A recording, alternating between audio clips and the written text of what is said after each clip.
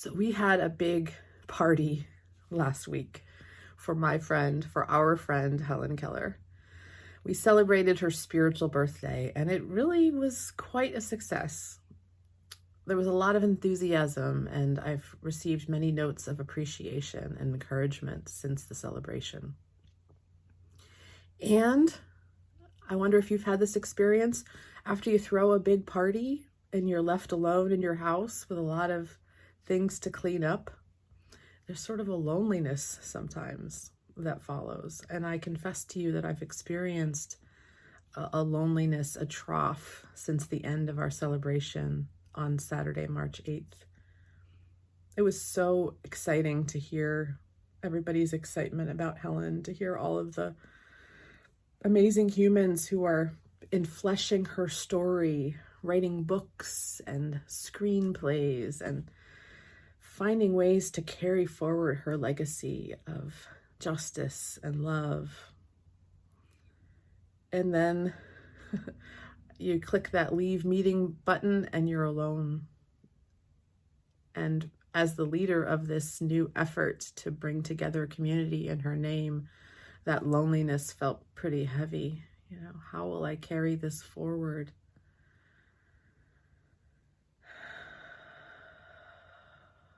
What are the next steps to not just having one party, one celebration, but to having a community of people who are interacting and connecting and creating together, which is so much what I long to be a part of. And I was reflecting on the celebration, and I wanted to bring to mind, if you were a part of it or if you weren't a part of it, one offering that Rebecca Esterson made that I've mentioned before, but it's worth sharing again. And I think I'll share the clip here so you can see her describe this in her own words.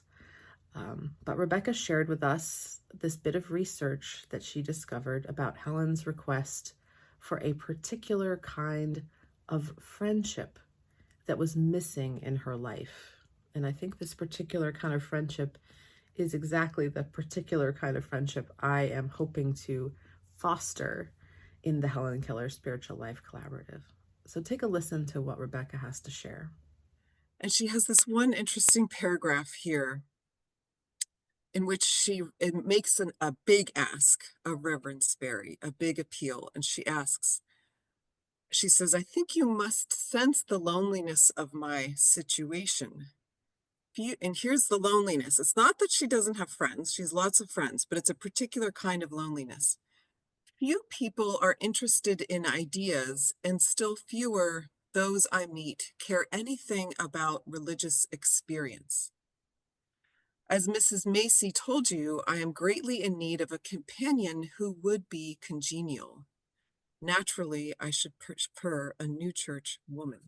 So she's asking for a particular kind of friendship that's missing in her wonderful, wonderful group of friends. She has lots of religious figures who she's writing to and meeting, but she wants a close friend with whom she can talk about religious experience. That's missing for her. That's the piece that's missing. And so she's asking for, is there a woman who could come and visit with me in my home, even live with me in my home, as many of her staff did live with her, and with whom I can talk about spiritual things and spiritual experience in particular, not just ideas, but religious experience. We know that Paul Sperry did try. We have a letter that he wrote the very next day to a woman living in New York, asking if she might be interested in the role. As far as we know, that never panned out. Would you have accepted the invitation to be Helen Keller's roommate? Are you a new church woman, someone who is steeped in the call of the new church, this life of kindness, this life of living for others, of regeneration and growth? I would have definitely accepted that invitation. And hearing this story made me feel like I was born 100 years too late. But maybe not, because it really it's really helping, I think, for me to perhaps better articulate what it is I am longing to bring into being with the Helen Keller Spiritual Life Collaborative. I want to share about my spiritual life, and I want to hear about other spiritual lives. And not just in ideas and theological principles, but through our lived experience. And had I had the chance to be Helen Keller's roommate, we would have washed dishes together and gone on walks together. We would have been there for each other in times of consolation and times of desolation. We would have had the big parties like we just had last week, but then we would have been there to clean up afterwards and to reflect on what had occurred. And the spaces that I've been creating, these Be Love, Be Honest, Be Useful Zoom gatherings, all of this is about making room for us to be together, to talk about the spiritual life in our lived experience,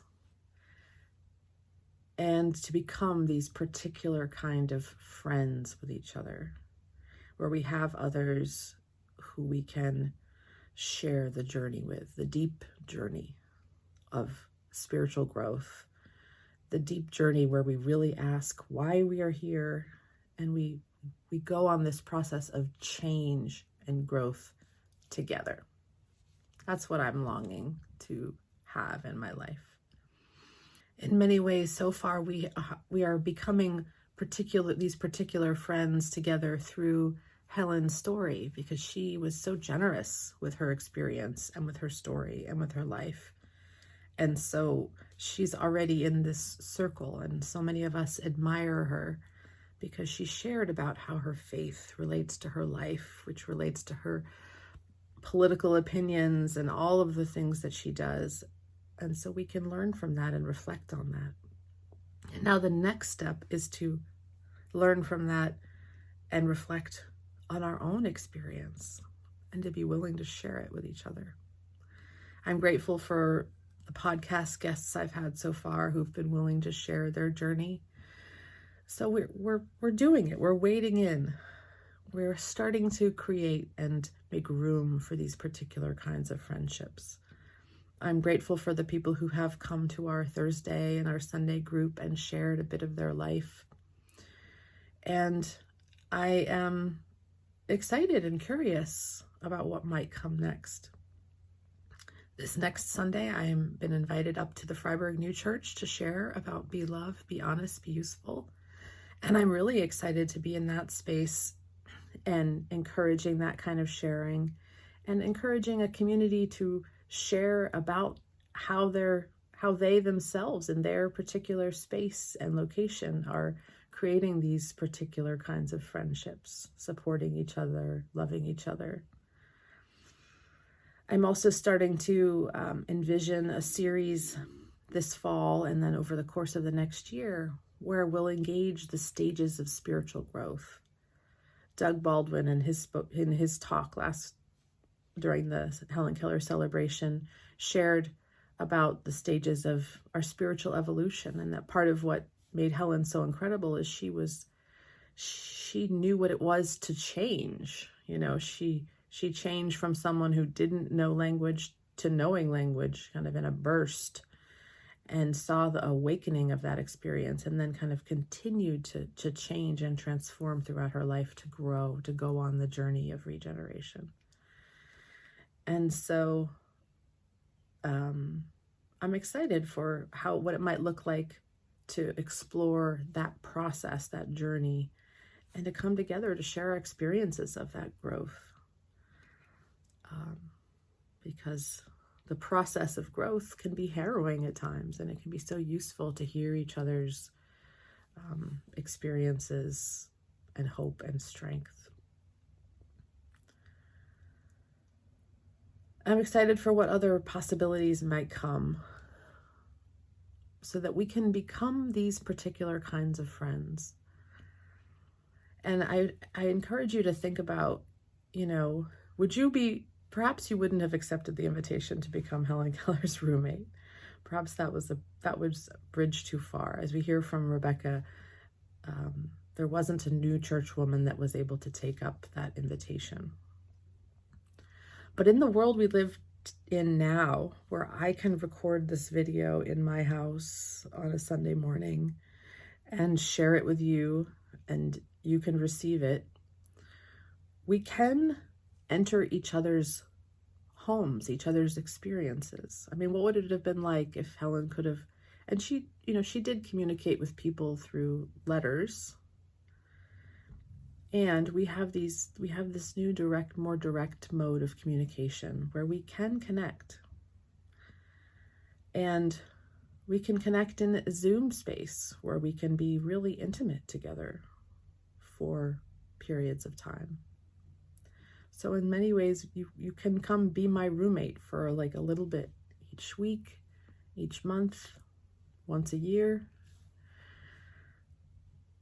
So I'm excited for those who are interested in this endeavor, who are looking for this particular kind of friendship, who are wanting to engage the spiritual journey with others, honestly, lovingly, usefully.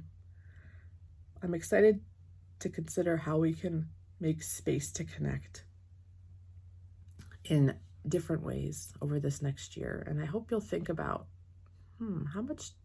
how much time in my life would I be able to give to being Helen's particular friend? And that you might reach out to me and share kind of what would fit into your life, and that somehow we'll find ways to fit our lives together, to make some more space, more room for these kinds of conversations and connections, not just amongst our individual selves, but amongst our existing communities, so that perhaps one day when there'll be more possibilities that people can plug into who are looking for just this kind of particular kind of friendship, either within these new networks that we create or through funneling people to existing societies and bodies of life. Anyway, that's my dream, that's my hope on this Sunday morning. I'm still quite tired from this celebration, from this effort, from feeling kind of alone in all of it. So I apologize that this isn't perhaps more, well put together or flashy, or my energy. I wish my energy was higher and more enthusiastic. But I am deeply committed and hopeful. I want to end with this quote that I've shared on the Be Loved, Be Honest, Be Useful Facebook page that's had a lot of responses to it, that really does also encapsulate why I think we need these particular kinds of friendships. This is from Henry Nouwen. He writes, "We need to be angels for each other, to give each other strength and consolation.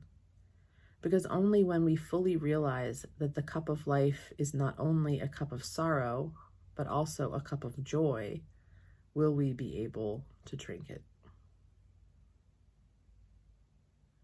We need each other, friends, so that we can know this, so that we can feel each other's joy, and we can be there for each other in our sorrow. Perhaps you already have this kind of particular friendship in your community and you're not looking for this or needing this. If you do have it in your community, let me know that, and I would love to celebrate and sponsor your community and learn from the community that you are a part of and how you foster this kind of connection and life. And let's see what might grow. All right, blessings, friends.